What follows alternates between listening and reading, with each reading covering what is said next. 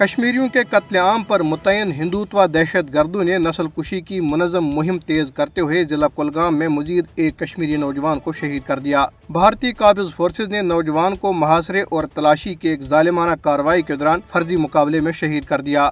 بھارت کے غیر قانونی زیر قبضہ جموں کشمیر میں چوٹا بازار قتل عام کی یادیں 3 دہائیوں سے زائد کا عرصہ گزر جانے کے باوجود بھی کشمیریوں کو تڑپا رہی ہیں۔ قتل عام کے متاثرہ خاندان ایک طویل عرصہ گزر جانے کے باوجود تاحال انصاف کے منتظر ہیں۔ 11 جون 1991 کو بھارتی paramilitary central reserve police force کے اہلکار نامعلوم حملہ آوروں کے ساتھ رینا کدل علاقے میں مبینہ جھڑپ کے بعد آپے سے باہر ہو گئے اور اپنے کیمپ سے لے کر گنجان آباد والے علاقے چوٹا بازار تک اندھادھند فائرنگ کی، جس سے کم از کم 32 افراد شہید اور 22 زخمی ہو گئے۔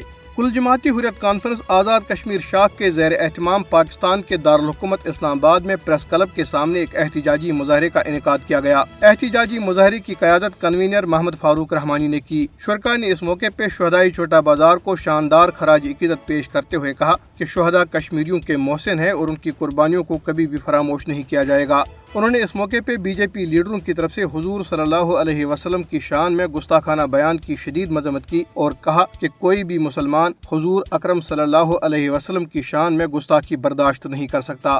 انسانی حقوق کی عالمی تنظیم ایمنسٹی انٹرنیشنل نے بھارتی حکومت پر زور دیا ہے کہ وہ مقبوضہ جموں کشمیر میں شہریوں کے قتل کے حالیہ واقعات کی فوری، آزادانہ اور غیر جانبدارانہ تحقیقات کو یقینی بنائے۔ ایمنسٹی انٹرنیشنل بھارتی شاخ نے ایک بیان میں کہا ہے کہ بھارتی حکام کو کشمیری عوام کے تحفظ کے لیے فوری اقدامات کرنے چاہیے۔ ایمنسٹی انٹرنیشنل انڈیا بورڈ کے چیئرمین اکار پٹیل نے بیان میں کہا کہ اگر ہم متاثرین کو انصاف کی فراہمی اور زیادتیوں کے واقعات کو روکنا چاہتے ہیں تو بھارتی حکام کو چاہیے کہ وہ فورسز کو حاصل اس استثناء کو ختم کرے جس کی وجہ سے مقبوضہ جموں کشمیر کے لوگوں کے انسانی حقوق کو ایک منظم طریقے سے نظر انداز کیا جا رہا ہے۔ بھارتی ریاست جھارکھنڈ کے دارالحکومت رانچی میں پولیس نے بھارتیہ جنتا پارٹی کے عہدیداروں کی طرف سے پیغمبر اسلام صلی اللہ علیہ وسلم کے بارے میں توہین آمیز بیانات کے خلاف احتجاج کرنے والے مسلمانوں پر فائرنگ کر دی، جس کے نتیجے میں کم از کم 2 مسلمان نوجوان جاں بحق جبکہ 10 سے زائد شدید زخمی ہو گئے۔ جاں بحق ہونے والے نوجوانوں کی شناخت مدثر اور ساحل کے نام سے ہوئی ہے۔ علاقے میں ہندوتوا کے ہجوم نے احتجاج کرنے والے مسلمانوں پر تشدد بھی کیا۔